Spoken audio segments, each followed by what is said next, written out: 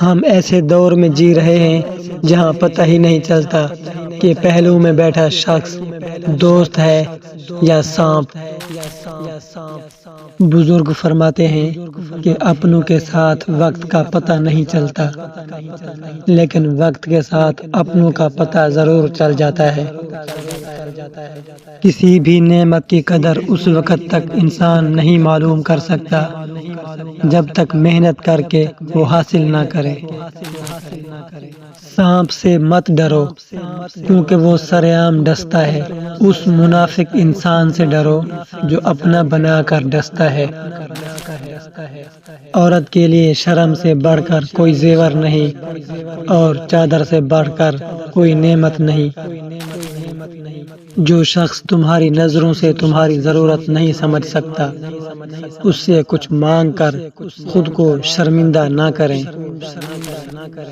بے نمازی کو قرض نہ دو، جو اللہ کا قرض ادا نہیں کر سکتا وہ تمہارا قرض کیسے ادا کرے گا؟ تمہاری زندگی کا ایک دن تمہاری موت کی طرف بڑھتا ہوا ایک قدم ہے۔ وہ شخص بڑا ہی بد نصیب ہے جس کو اللہ تعالیٰ صحت جیسی نعمت عطا کرے لیکن وہ اللہ کو سجدہ نہ کر سکے۔ ہم میں سے زندہ وہی رہے گا جو لوگوں کے دلوں میں زندہ رہے گا، اور لوگوں کے دلوں میں وہی لوگ زندہ رہتے ہیں جو لوگوں کے لیے آسانیاں بانٹتے ہیں۔ ہر مشکل میں اللہ پر بھروسہ رکھو اور اسی سے مدد مانگو، کیونکہ وہ جب راضی ہوتا ہے ہر چیز کو آپ کے لیے وسیلہ بنا دیتا ہے۔ ہمیشہ ایسے شخص کو چنا کرو جو آپ کو عزت دے، کیونکہ عزت محبت سے کہیں خاص ہوا کرتی ہے۔ انسان جب اپنی خواہشات اور ضروریات محدود کر لیتا ہے تو اسے جھوٹ بولنے کی ضرورت نہیں پڑتی۔ یہ دنیا بھی کتنی عجیب ہے، جب چلنا نہیں سیکھا تھا تو لوگ گرنے نہیں دیتے تھے، اور جب سے چلنا سیکھا ہے تو قدم قدم پر لوگ گرانے کی کوشش کرتے ہیں۔ صبر کا گھونٹ دوسروں کو پلانا آسان ہے، خود پیتے ہوئے پتہ چلتا ہے کہ ایک ایک گھونٹ کتنا بھاری پڑتا ہے۔ اللہ کی رحمت سے کبھی بھی نا امید مت ہونا، کیونکہ اللہ اپنے بندوں کو آزماتا ہے، مصیبت کے ذریعے، کسی مشکل کے ذریعے۔ اللہ اسی لیے آزماتا ہے کہ انسان سیدھے راستے پر آ جائے۔ مشکل اپنا حل اور مہمان اپنا رزق ساتھ لے کر آتے ہیں۔ جب ہم بڑے ہو جاتے ہیں تب ہمارے رونے سے ہمارے مسئلے حل نہیں ہوتے۔ عقل جتنی چھوٹی ہوگی زبان اتنی لمبی ہوگی، کیونکہ ہمیشہ خالی برتن ہی شور کیا کرتے ہیں۔ اگر آپ شہرت کے ساتھ پیدا ہوئے ہیں تو یہ ایک حادثہ ہے، اور اگر آپ اسی شہرت کے ساتھ مر جاتے ہیں تو یہ ایک بہت بڑا کارنامہ ہے۔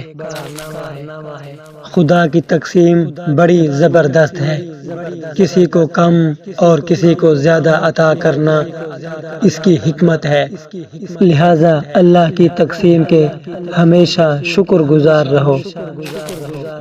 اچھے اور سلجھے ہوئے لوگوں کی صحبت میں رہو، کیونکہ سونار کا کچرا بھی بادام سے مہنگا ہوا کرتا ہے۔